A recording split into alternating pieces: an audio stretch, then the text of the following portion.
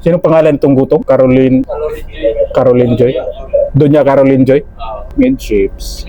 Brother Mitch. Oh, stop engine. Stop engine.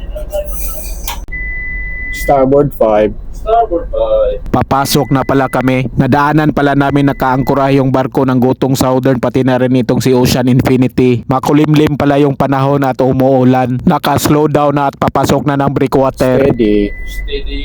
Lumabas na pala yung papalitan namin na si MC Falcon. Loaded na siya at papunta na siya ng Visayas at Mindanao. Kami pala yung isa sa pinakamaliit na barko dito sa domestic. Ito na yung piloto natin. Shoutout kay provider yan. Naka-stop engine na pala kami. Kaway-kaway dyan, kaway-kaway. Pakyat na yung piloto natin ngayon yan. Medyo maulan pala, maulan pero sa awa ng Panginoon hindi mahangin. Pilot on board. Okay, pilot on board. Ilipat ko naman ulit sa kabila yung kamera. Hard starboard. Brother hard starboard.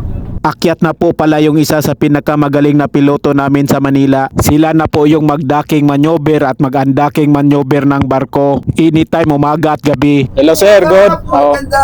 Good morning sir. Magandang hapon sir.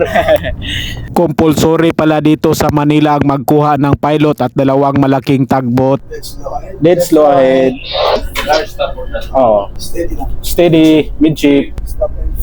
Stop engine. Bilis pumara. Ilipat naman ulit natin sa loob yung kamera. Nandito na pala kami ngayon sa loob ng bridge. I-introduce ko muna pala from left to right. Si Chief Engineer, si Ryan, katabi ng piloto namin. At yung nasa pinakadulo, si Chief Mate. Naabutan ko pa pala dati dito sa Manila. Yung wala pa kaming piloto na sumampa. Kukuha lang pala ako ng dalawang malaking tugboat para mag-assist sa docking maneuver. Yung palaging pwesto namin sa Pier 12. Tapos nalipat na kami sa MSW Pier 16 gamit na yung gantry crane. Kapag magmanyobrada ka, dahan-dahan ka lang. Port 10. Another port 10. 3 knots. Huwag ka lang magmamadali para pamugas-mugas ba. Monitor mo lang speed mga 2 knots. Midships. Pero kapag may dalawang tugboat ka, madali na lang magmanyobrada, hindi ka na mahirapan pa. Ang pinaka-importante, manalangin ka na lang sa Panginoong Diyos. Focus ka lang 180 degrees from proa to pupa. At 90 degrees naman abim sa iyong bridge para sa iyong landmarks. Mag-approach ka lang ng 45 degrees kapag malapit na mag-stop engine at patulak ka na lang sa dalawang tugboat. 80 distansya pier.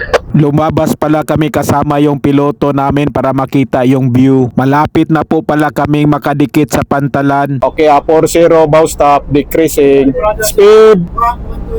1.2 speed. Nakaposisyon 90 na pala yung dalawang tugboat namin. Shout out pala kay Morita Venture na sa likod namin. Dead slow ahead. Kick ahead. Kung nagustuhan mo yung video, baka naman. Thank you for watching. Sharing is caring. Peace. Ingat. God bless. Maintain 40 sir, bow stop. Maintain 40 bow stop. Stop engine.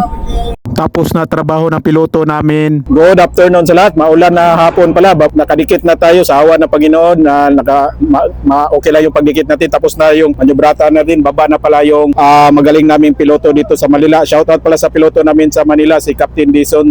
Season, bababa na siya. Lipat naman siya sa kabilang barko. Ingat palagi sir. God bless. Bye-bye.